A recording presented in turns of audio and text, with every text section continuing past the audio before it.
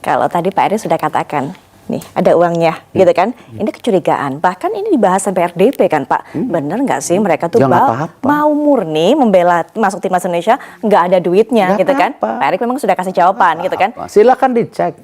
Ya, yang penting mereka itu gini loh. Satu, mereka kenapa mau gabung? Saya sudah bilang bahwa mereka harus diyakinkan kita punya program yang serius. Oke. Karena itu kenapa waktu itu salah satu propaganda, mungkin propaganda yang menarik mereka ketika Indonesia lawan Argentina. Siapa sih pemain di dunia nggak mau lawan Argentina gitu? Nah itu propaganda. Ya, karena itu ingatlah setelah SEA Games langsung kita bawa Argentina. Itu bagian dari propaganda. Supaya kita bisa ngasih lihat, oh kita ini sudah disorot pemberitanya di dunia. Dan itu ya tools alat mudah untuk campaign. Nah di situ setelah itu baru kita buka, ini lo programnya. Ini lo keseriusan kita. Ya kan? Dan mereka ngerti ya bahwa wah ini menarik buat juga menaikkan status dan value-nya mereka. Jadi secara ekonomikalnya ada, tetapi bukan kita yang kontrol. Itu market.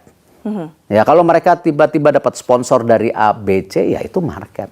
Sama ketika sosial media dia, ini kembali ke sosial media. Ketika mereka hit dari nobody menjadi 4 juta, ya itu resikonya mereka juga gitu. Nah ini yang kita melihat sebuah kesinambungan yang memang kita buka untuk bagaimana akses ini kita buka secara baik. Tapi ya kembali profesional dan transparan. Gitu. Soal propaganda, soal campaign, kita jadi tahu bahwa ternyata saat kemarin mendatangkan Argentina, termasuk salah satu hal itu untuk membuka mata para pemain. Iya kalau nggak katanya, ya kan? Kita mau Piala Dunia, mau ke Olimpiade. Mana? Oke. Ya dengan kita bawa Argentina, ya itu, wah serius ya gitu. Sekarang di titik ini, begitu sudah banyak pemain diaspora bergabung. Masih ada rencana lagi Pak? Harus. Untuk propaganda lagi? Enggak, bukan. Sekarang udah bukan propaganda. Sudah bukan kita harus menjadi bagian menaikkan daripada ranking kita. Gitu. Tetapi ya kita harus berani melawan tim yang lebih besar. Kemarin timnas putri kita lawan Belanda kalah 15-0, so what? Tapi kan apa yang mereka alami selama training di Jepang sebulan, lalu juga main dengan Belanda, saya rasa pemain putri kita akan lebih baik. Ya mudah-mudahan kita lihat nanti di AFC Laos ini. Karena rata-rata ini sangat muda. Ya 17, 20, ya 19, ya jadi rata-rata sangat muda. Masih panjang berjalan mereka. Ya jadi ya kita harus kalau bisa ya 5-6 tahun lagi timnas putri kita juga dalam posisi yang kompetitif. Ya kemarin seperti futsal setelah 14 tahun juara. Akhirnya. Iya kan, karena apa? Simple, program. Waktu itu saya bilang sama pimpinan futsal Michael Rath, sekjennya dan seluruh in futsal, ya ini ada kejuaraan AFF, coba kita bikin training camp 2-3 bulan. Kalian mulai tanding, nggak bisa datang. Ternyata ya rezeki anak soleh buat semua pengurusnya, termasuk kami di PSSI, setelah 14 tahun juara juga ya rezeki anak soleh. Nah kita bangun lagi sekarang bola pantai. Ya kan, karena ya kita negara kepulauan, ya kita coba bangun bola pantai gitu. Jadi ini program PSSI gede loh, bukannya hanya kayaknya yang sepak bola semata, tapi ini ada yang lain-lainnya ya memang tadi kembali tanpa dukungan pemerintah, tanpa dukungan private sector, tanpa dukungan kita semua berat. Pak Eri katakan tadi, saya tidak suka memisahkan antara pemain diaspora dengan pemain lokal, semuanya menyatu kok, semuanya para pemain timnas.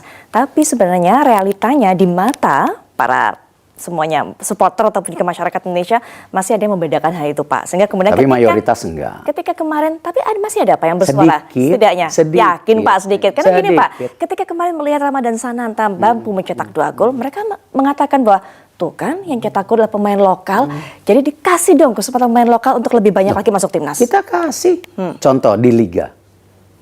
Terlepas kita menambah pemain asing di liga, karena memang kalau kita lihat kenapa kita ranking 6, karena di AFC itu ada hitungan poin, bagaimana klub-klub kita bisa perform. Nah, aturan itu kenapa sekarang 8 pemain asing, 6 di lapangan, 2 bench. Ya. Ya, tetapi ingat, kita ada proteksi loh. Semua pemain tim nasional yang di liga harus dimainkan. Tidak aja saya rasa liga di dunia atau federasi yang punya intervensi kuat seperti PSSI dengan liganya hari ini. Tetapi liga dikelola secara independen, tapi kita bilang mindsetnya harus sama. Ingat loh, liga sekarang banyak dapat duit, liga dapat sorotan karena timnas juga. Ya kan? Karena apa? Hari ini propaganda terbaik kembali buat buat sepak bola Indonesia ya timnas, bukan liganya. Nah, mereka ngerti, akhirnya mereka punya komitmen yang sama. Oh, ingat di Liga 2 harus ada U21, U23. Oh, timnas harus dimainkan. Ini yang kita lihat, makanya kembali mindsetnya harus sama. Bukan ego masing-masing. Nah, kalau kita lihat sekarang Liga sendiri dengan ada Elite Pro Academy dan lain-lain, dengan wasit yang bersih, dan kan kayaknya nggak ada di ketua PSSI di negara lain jadi ketua wasit, kayaknya nggak ada deh. Kemarin saya paparin waktu acara FIFA, mereka pada ketawa. Tapi saya bilang tidak lama, mungkin tahun depan udahan. Setelah Liga 2 kita bersih. Dan saya bawa ya Ogawa yang dari Jepang yang bersih untuk mimpin ini. Ya kita juga nggak boleh terlalu anti asing. Kenapa? Ya memang sistem kita ini tertinggal. Jadi ya kita perlu ada intervensi-intervensi dari negara-negara lain yang punya sistem persepak bolaan lebih baik dari kita. Gitu. Baik. Ya, itu yang saya bilang. Jadi saya kembali mengingatkan semua supporter, negara kita ini negara Pancasila, sangat menghormati perbedaan agama, ras, kultur segala. Ya apalagi ini. Baik. Ya kan, punya darah Indonesia, kita nggak boleh beda-bedain. Terakhir, Pak Erick, penutup singkat saja. 2025 sudah di depan mata, 4 pertandingan kualifikasi Piala Dunia juga sudah menjadi planning kita, setidaknya, tapi Desember juga yang terdekat ada AFF dan sebagainya. Rencana ke depan, target ke depan, bukan hanya untuk timnas, tapi liganya juga yang harusnya upgrade secara peringkat dan sebagainya. Planning apa? Program apa? Kalau liga kita tadi sampaikan, liga manajemen sudah punya komitmen. Ya, menjadikan liga kita bukan nomor 6 lagi di Asia Tenggara, tetapi kalau bisa nomor 1 atau nomor 2. Itu karena dengan liga yang baik, kualitas pemain tim nasional kita yang dimain di liga juga naik. Ya. Ini mesti ingat loh. Ya, karena bertanding di liga itu lebih banyak daripada tim nasional. Dan klub-klub, kenapa kemarin saya juga bawa event besar di Indonesia, di Jakarta dan Bali, mengenai FIFA Club Management, dan itu semua klub sepak bola di Indonesia yang main di liga diundang kemarin, silakan tanya.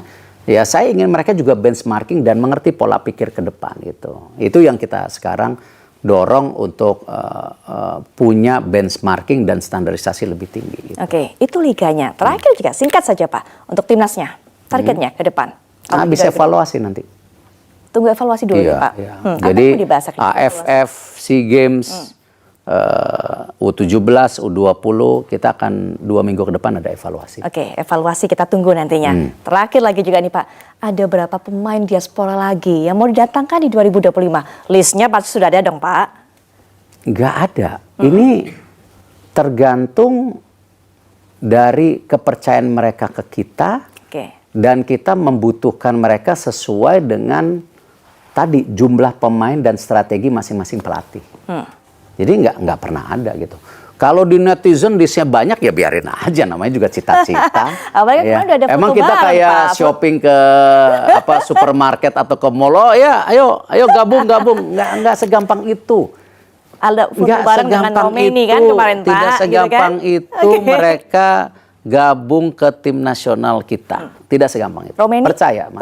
Romeni? Loh, itu proses panjang, hampir 3-4 bulan. Baik. Dan saya masih terus meyakinkan dia kemarin setelah kalah dengan Jepang, ya saya tanya, are you sure? Gitu loh. Dia menjawab, yes, I want to be part, katanya saya mau buktikan saya bermanfaat. Besoknya dia main bola. sama anak-anak. Makanya luar biasa kita itu. bertanya nih, karena biasanya kan sama pemain diaspora posenya adalah salaman, kali ini gayanya beda. Ya Pak karena Erick, kan? masih proses. Oke, Itu kita tunggu nunjuk. nanti bagaimana prosesnya. Kalau udah salaman tuh udah ini. Gitu. Oke, Pak Erick, terima kasih Ya, sudah makasih, berbincang. Kita makasih. juga jadi tahu bagaimana rencana ke depan dari timnas, termasuk juga segala hal yang berkaitan dengan sepak bola tanah air. Ya. Sukses, Pak Erick Thohir, Makasih. bersama juga dengan para pemain timnas dan juga semoga PSSI bisa mengantarkan timnas mencapai targetnya. Yes. Mohon Dan support, mohon doa. akhir kata, saya Putri Viola pamit. Sampai jumpa.